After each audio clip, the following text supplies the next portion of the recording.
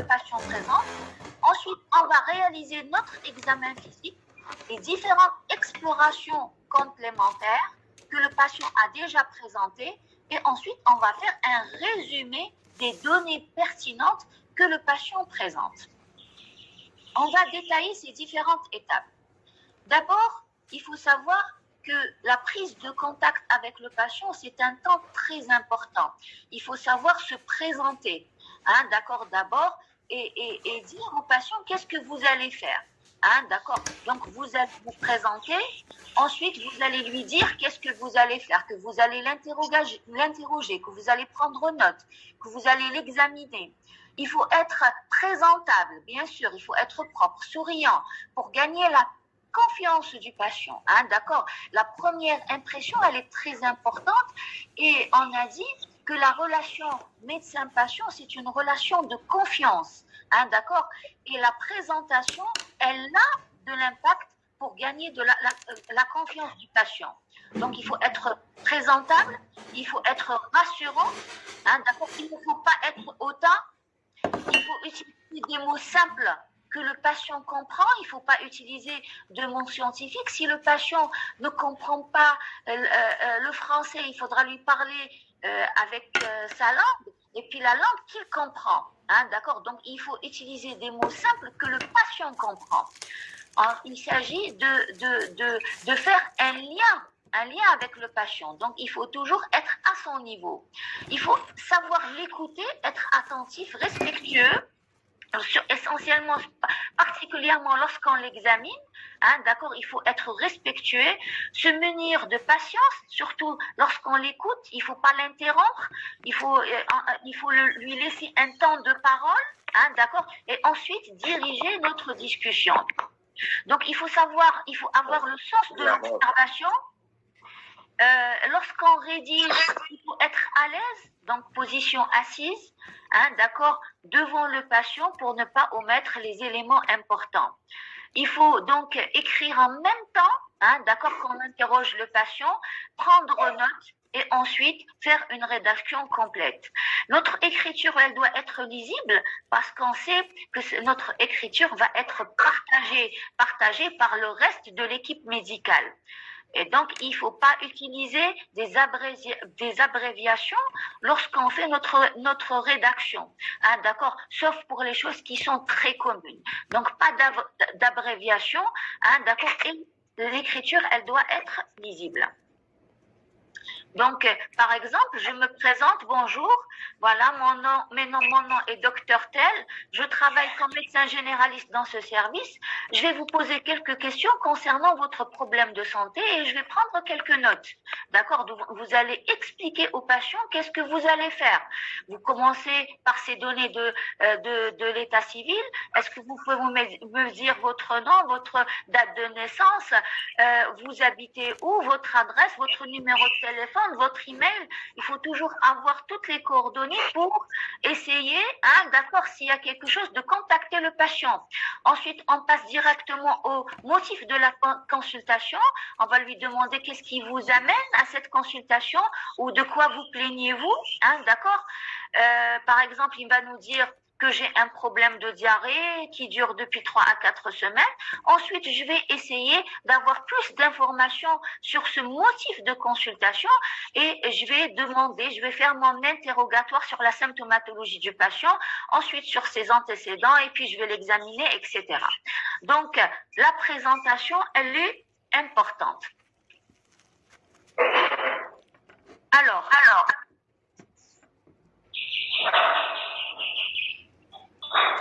on a dit que la première étape, c'est le recueil des données. Donc ça, c'est l'étape de l'interrogatoire. Le recueil des données de l'identification du patient ou de l'état civil, le motif de consultation ou d'hospitalisation, les antécédents ou l'histoire de la maladie.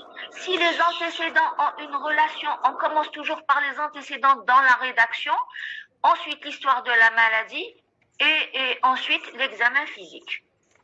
Donc, pour l'identification du patient, il faut toujours dans l'observation mettre la date et de l'heure de l'observation, qui l'a faite, donc le nom du médecin et bien sûr son grade.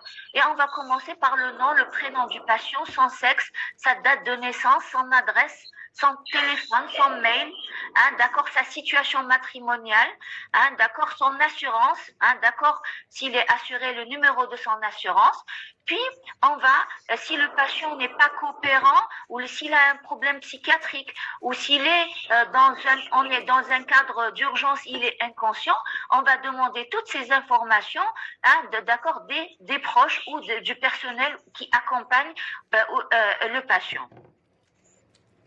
Donc, je vais dire, il s'agit de monsieur ou madame qui est né ou qui est âgé de telle de profession, qui est hospitalisé dans le service adressé par le médecin, préciser si le médecin il exerce en libéral ou en hospitalier ou de quel service, hein, d'accord? Donc, il faut donner toujours le détail. Donc, l'observation, il s'agit d'être concis, donc les données pertinentes uniquement.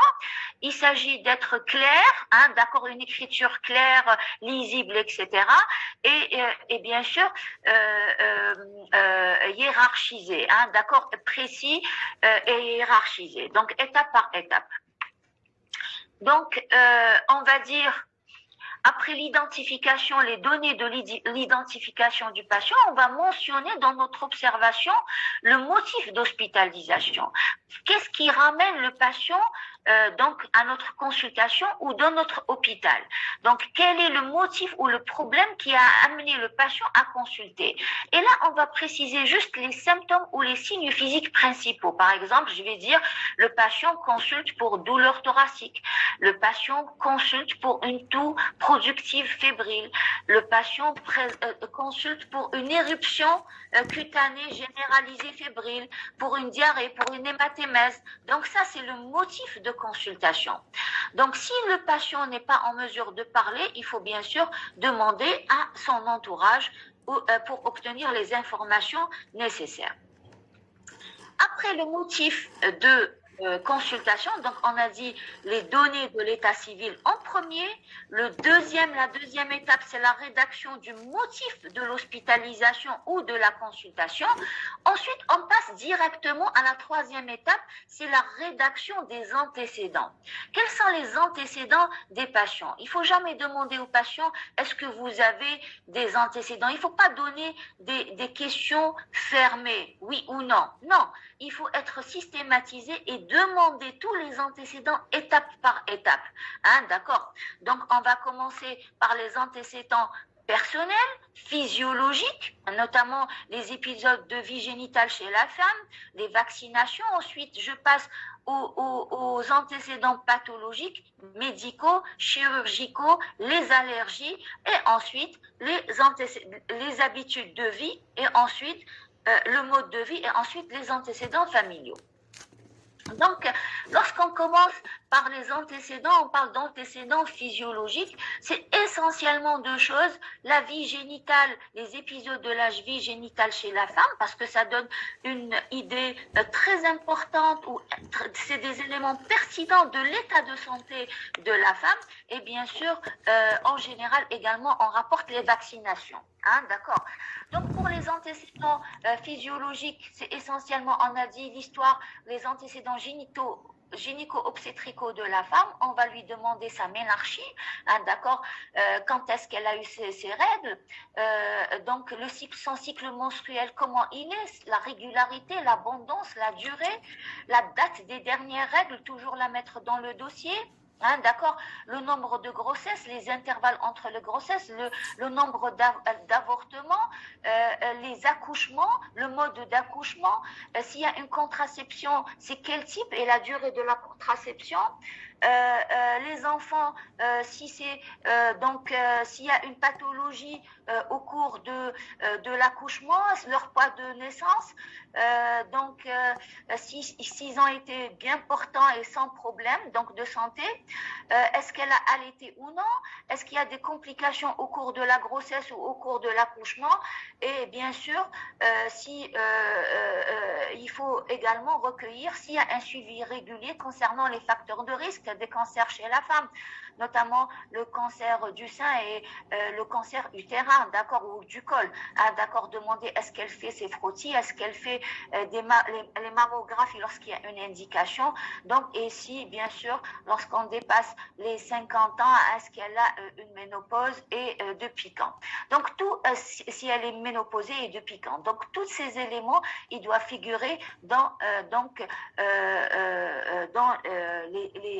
les antécédents physiologiques de la femme. Ensuite, on passe aux antécédents pathologiques. On débute toujours par les antécédents médicaux. On va préciser toutes les maladies que le patient présente. D'accord. Donc, on va citer toutes les maladies, la date de leur début, c'est quoi le diagnostic précis, est-ce qu'il y a un traitement qui est pris, d'accord, passé ou actuel, les DCI, la posologie, d'accord, tout ça, il faut le mentionner dans le dossier. Donc, si le patient présente une hypertension, on va dire le patient, il est hypertendu depuis 5 ans sous le traitement tel, et on va donner les DCI. On ne va pas dire Aprobel, on va dire Irbesartan, et on va donner la posologie. 150 mg par jour, plus hydrochlorothiazide, 25 mg par jour. D'accord, s'il est diabétique, on va dire il présente un diabète de type 2 ou de type 1, depuis, on va mettre l'année. Et ensuite, on va donner toute la thérapeutique de ce diabète. D'accord, une dyslipidémie, etc. Donc, on va donner toutes les maladies, citer toutes les maladies que présente le patient, leur durée et les traitements qui sont pris par le patient avec leur posologie exacte. Et les médicaments, ils doivent être cités par leur DCI. Ensuite, on va noter s'il y a des séquelles de pathologie grave. S'il a fait par exemple un AVC, on va dire et il garde des séquelles, on va dire avec séquelles, il garde une hémiplégie. Par exemple, s'il a une insuffisance cardiaque, vous avez la notion d'insuffisance cardiaque et vous avez les documents du patient. Vous allez préciser si c'est une insuffisance cardiaque à fraction d'éjection basse ou conservée. Donc, il faut donner le détail qui nous importe, d'accord, dans l'état de santé du patient, d'accord, dans les antécédents. Donc, il faut mettre le détail. Il faut préciser également s'il y a des hospitalisations qui sont passées, leur motif, d'accord, la date de l'hospitalisation et c'est au niveau de quel hôpital. Comme ça, si on a besoin de compte rendu ou là, on peut les contacter. Donc ça, c'est pour les antécédents médicaux. Puis on passe aux antécédents chirurgicaux. On va rechercher s'il y a une notion d'intervention chirurgicale ou donc c'est quel type, la date de l'intervention, c'est quel hôpital, si on peut avoir le compte rendu, d'accord, du geste opératoire, tout ça, il faut mentionner dans le dossier. S'il y a une notion de traumatisme, de fracture, il faudra le rapporter. Donc, dans les antécédents, il faut toujours noter les antécédents allergiques, toujours à part.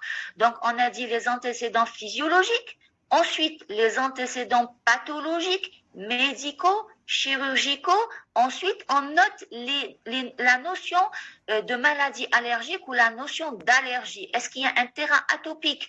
Est-ce qu'il y a des allergies médicamenteuses ou des allergies alimentaires?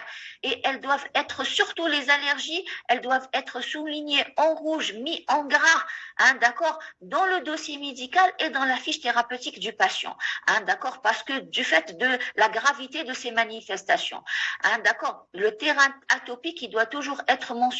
Donc, si c'est une rhinite allergique, si c'est un asthme, d'accord, si c'est une allergie aux noix, si c'est une allergie à la pénicilline, il faut toujours rechercher ce type d'allergie et le mentionner ou dire que le patient ne présente pas de terrain atopique ou d'allergie connue.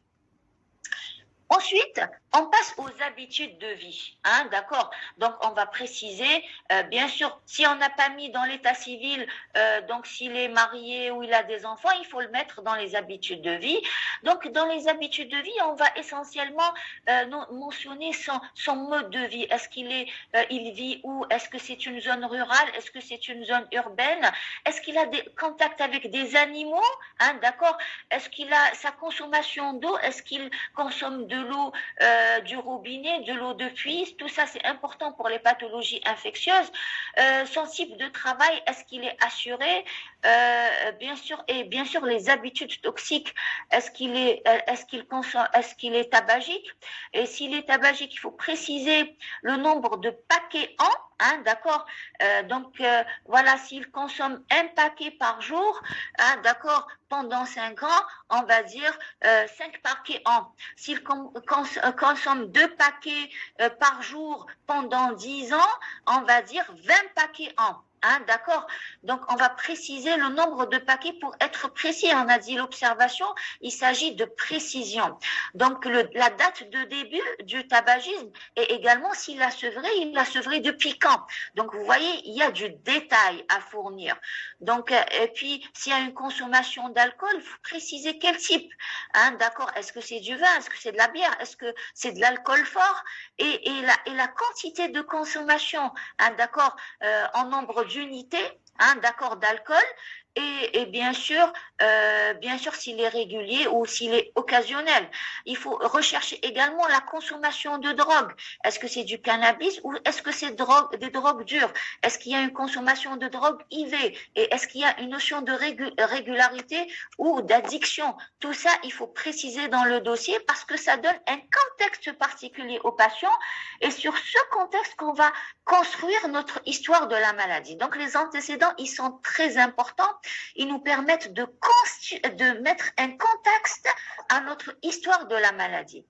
On va rechercher des notions de voyage récent, surtout pour les pathologies infectieuses, et bien sûr la notion de vaccination. Est-ce que le patient est vacciné? Est-ce que son calendrier vaccinal est correct? Est-ce qu'il a fait toutes ses vaccinations, notamment le BCG? On va rechercher à l'examen la cicatrice de BCG et on va voir les différentes vaccinations du patient. Donc ça, c'est pour les antécédents personnels. On a dit les antécédents personnels physiologiques, surtout la femme, sa vie génitale et obstétricale. Ensuite, on passe aux antécédents médicaux, hein, d'accord? Donc les antécédents pathologiques, les antécédents médicaux, les antécédents chirurgicaux, et ensuite l'allergie. Les allergies. Ensuite, on va rechercher les habitudes de vie.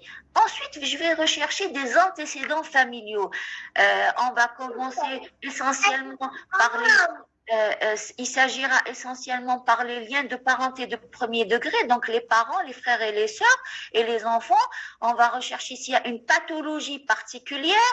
Voilà, est-ce qu'il y a du diabète, l'hypertension artérielle, une hépatopathie, des pathologies pulmonaires chroniques. Tout ça, on va rechercher. Si les parents sont décédés ou si on a des décès dans la famille, il faut préciser comment ils sont décédés, à quel âge. Ah, d'accord, s'il y a une pathologie génétique, il faudra la mentionner. S'il y a une pathologie, un mariage consanguin chez les parents également, il faudra le mentionner et on va rechercher les notions de cancer, de maladie mentale et voilà, essentiellement ces antécédents familiaux.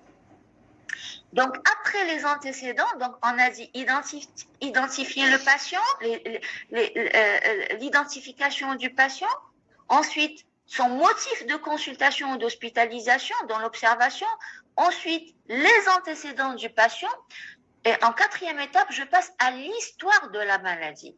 Donc ici, je vais décortiquer la symptomatologie que mon patient précise.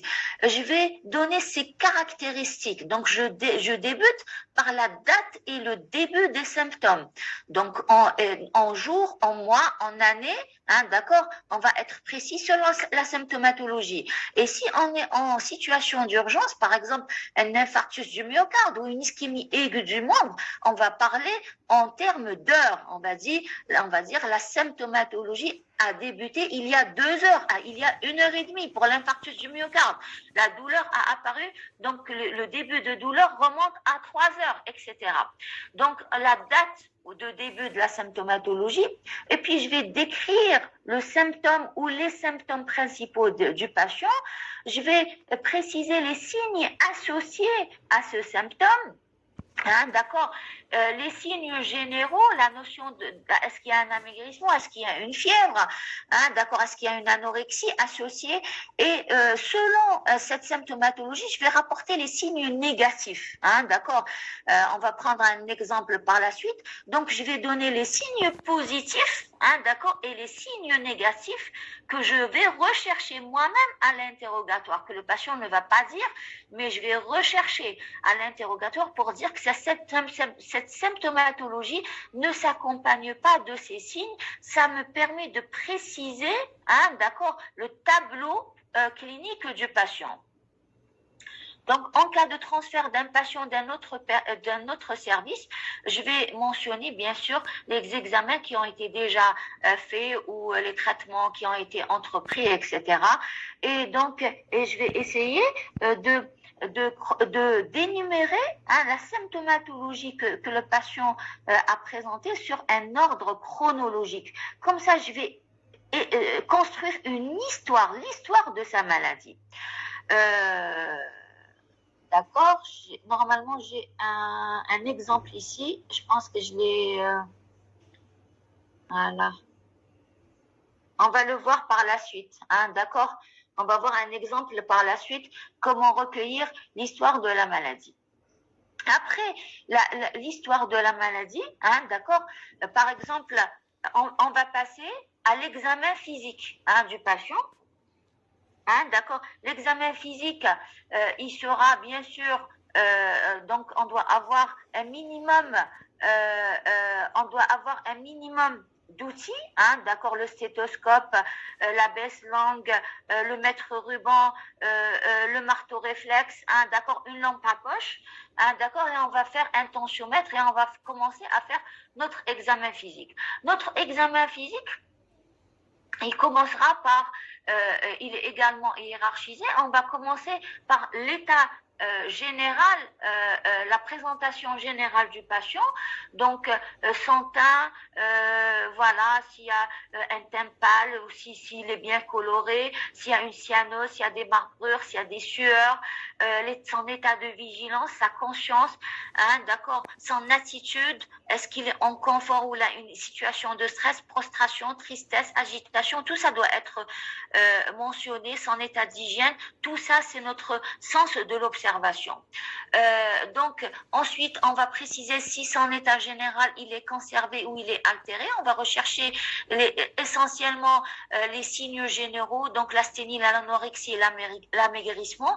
Tout ça, ces signes principaux vont nous préciser, hein, d'accord, l'état général, nous rapporter des informations sur l'état général du patient. Puis, je vais commencer par les paramètres vitaux, hein, d'accord. Les paramètres vitaux, donc je vais mentionner précisément dans mon dossier sa fréquence cardiaque, sa fréquence respiratoire, sa température, la pression artérielle, sa pression artérielle en millimètres mercure, sa saturation en oxygène. Il doit figurer dans toute observation. Donc, c'est les paramètres vitaux. Ensuite, les différents paramètres généraux, son poids, on va calculer l'indice de masse corporelle en kilogrammes par mètre carré. Hein, d'accord, le poids en kilos sur la taille en mètres, hein, d'accord. Donc donc on va, s'il pèse 60 kilos, il a 1 mètre 70. Donc on va mettre 1 mètre 70 puissance 2 et on va diviser son poids en kilos sur sa taille en mètres carrés. hein, d'accord, on aura l'IMC, le tour de taille ou le périmètre ombilical et bien sûr la bandelette urinaire à la recherche de protéinurie et d'hématurie, ça fait figurer de l'examen, des données de l'examen clinique. Toujours la mentionner dans le dossier. Est-ce qu'il y a une protéinurie? Est-ce qu'il y a une hématurie? Est-ce qu'il y a une leucocyturie? Donc ça fait partie de l'examen clinique. Donc c'est des éléments toujours à mettre dans le dossier médical. Ensuite, je vais commencer mon examen physique qui va commencer le plus, donc généralement par la zone d'appel. Donc, si patient consulte pour des douleurs abdominales, je vais commencer par l'abdomen ou le système digestif, hein, d'accord. Si le patient consulte pour une douleur thoracique, je vais commencer par l'examen cardiovasculaire, etc. Si le patient consulte pour des paresthésies, etc., des fourmillements, je vais commencer par l'examen neurologique. Mais il faut savoir qu'il faut faire tout l'examen physique, donc système par système. Donc il est important d'être hiérarchisé pour ne rien oublier. Commencer de la tête, de la proximité vers la distalité et focaliser sur l'examen qui est symptomatique ou qui est en relation avec la symptomatologie d'appel du patient. Donc examen cardiovasculaire, pulmonaire, l'abdomen, digestif, neurologique, ostéo-articulaire, gynécologique, cutanéo-muco-éphénaire, les aires ganglionnaires, tout ça, donc il doit être systématisé. Tous les systèmes doivent être examinés et donc système par système, je vais mettre les particularités de mon examen sur l'observation. Donc à chaque système, dans l'examen de chaque système, je vais mentionner les différentes étapes de mon examen, c'est-à-dire les éléments de l'inspection, de la palpation, de la percussion et de l'auscultation pour être systématique. Ensuite, après mon examen clinique, je vais mentionner les explorations que le patient a déjà fait et qu'il l'a ramené avec. Par exemple, s'il a ramené un bilan biologique, je vais le mettre dans mon observation. Ah, d'accord, c'est pas moi qui a demandé ça, mais il a fait antérieurement. S'il a fait un scanner, une radio du thorax ou une échographie abdominale, je vais la mentionner dans mon observation et ensuite je vais faire un résumé de ma présentation clinique. Là, donc j'ai rédigé les différentes étapes, donc l'identification du patient, son motif de consultation, ses antécédents physiologiques, puis pathologiques, médicaux, chirurgicaux, les allergies, les habitudes de vie, ensuite les antécédents familiaux, hein, d'accord, ensuite l'histoire de la maladie. Donc, quelles sont les caractéristiques de la symptomatologie de mon patient, les signes qui sont associés à ce symptôme, les signes positifs et les signes négatifs.